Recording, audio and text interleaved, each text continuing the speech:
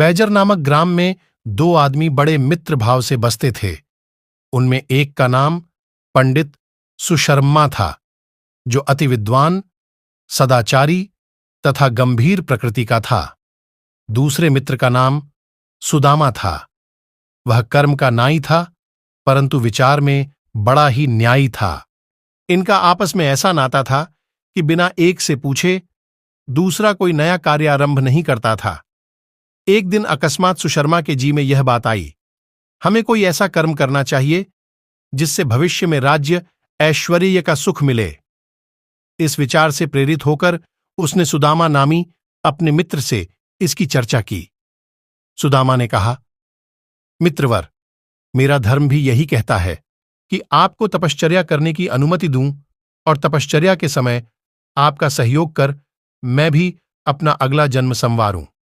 सुशर्मा अपने मित्र को अपनी सम्मति से सहमत देखकर बड़ा प्रसन्न हुआ और मित्र सुदामा नाई के सहित प्रयाग को चला गया। वहां पहुंचकर त्रिवेणी के समीप ही एक छोटी सी पर्णकुटीर बनवाकर तपश्चर्या में निमग्न हुआ। सुशर्मा ने तन्मय होकर कई वर्षों तक उस पर्णकुटीर में तप किया, परंतु फिर भी देवताओं की प्रसन्नता न हुई। तब ऐसी तपश्चर्या से उसका मन ऊब गया और उस प्रणाली को बदलकर संन्यास धारण किया। काषाय वस्त्र पहनकर पुनः तप करने में दत्तचित्त हुआ। सुदामा नाई भी छत्र छाया की तरह उसकी सेवा करता हुआ अपना धर्म पालन करने लगा। उसका अनुमान था कि सन्यासी की सेवा से मनोभीष्ट फल की प्राप्ति कर लूंगा। दोनों की प्रगाढ़ मैत्री थी। इन्हें आपस के सहयोग से कठिन कार्य साधन में किसी प्रकार का कष्ट नहीं होता था।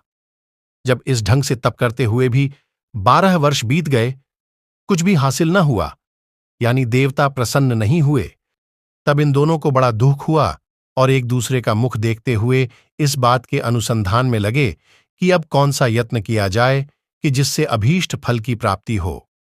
अपने मित्र सुदामा को चुप देखकर सन्यासी बोला, मित्र सुदामा, तुम भली भांति देख रहे हो कि हमें तप साधन करते 24 वर्ष का समय बीत गया, लेकिन कार्य की सिद्धि न हुई। तब आखिर ऐसा कौन सा उपाय किया जाए कि जगत में हमारी अपकीर्ति न हो। मेरे मन में तो यह आता है कि आत्महत्या के अतिरिक्त निवृत्ति का दूसरा मार्ग नहीं है, लेकिन इससे भी मुक्ति नहीं मिलती।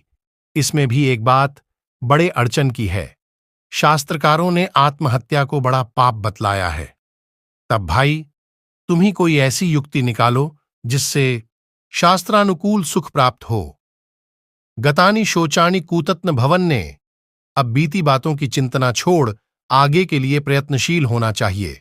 सुदामा मित्र बोला, आप पंडित और ज्ञानी हैं, मैं केवल आपका अनुयायी सेवक हूं। शास्त्रों के आदेश क्या हैं, इसका मुझे कोई गम नहीं। तब इसमें आप ही को कोई सोच विचार कर दूसरा उपाय निकालना चाहिए। सुशर्मा बोला, हां, एक मार्ग है, परंतु जब तक तुम उससे सहमत न हो, मैं कैसे कर सकता हूं। शास्त्रों में ऐसा प्रमाण मिलता है कि जो प्राणी त्रिवेणी के तट पर बैठकर आत्मविसर्जन करता है, उसको आत्महत्या का पाप नहीं लगता, बल्कि अभीष्ट फल की प्राप्ति होती है। सुदामा नाई पंडित सुशर्मा की इस सम्मति से सहमत हो गया और वे अपने सामानों का अलग अलग 2 गट्ठर बनाकर एक जगह गाड़कर चलता हुए वहां से चलकर जगत जननी भागीरथी के तट पर आए। सुशर्मा के मन में राजसुख प्राप्ति की आकांक्षा थी, इसलिए उसने पृथ्वी मंडल के एक छित्र राज्य प्राप्ति के निमित्त और सुदामा को राज कर्मचारी होने की आकांक्षा थी। अतएव उसने मंत्री पद की अभिरुचि से त्रिवेणी जी के पवित्र जल में प्राण विसर्जन किए। वे मरते समय ध्यानमग्न हो ईश्वर से प्रार्थना कर बोले, भगवन, इसी जन्म के समान अगले जन्म में भी हमारा साथ इसी प्रकार बना रहे और इस समय की सब बातें हमें स्मरण रहें। तीर्थराज प्रयाग की भूमि, जिसमें त्रिवेणी जल का प्रभाव क्या कहना, उस जल के पुण्य प्रभाव से उनको अभीष्ट सिद्धि मिली। अगले जन्म में सुशर्मा हुमायूं बादशाह के घर जन्म लेकर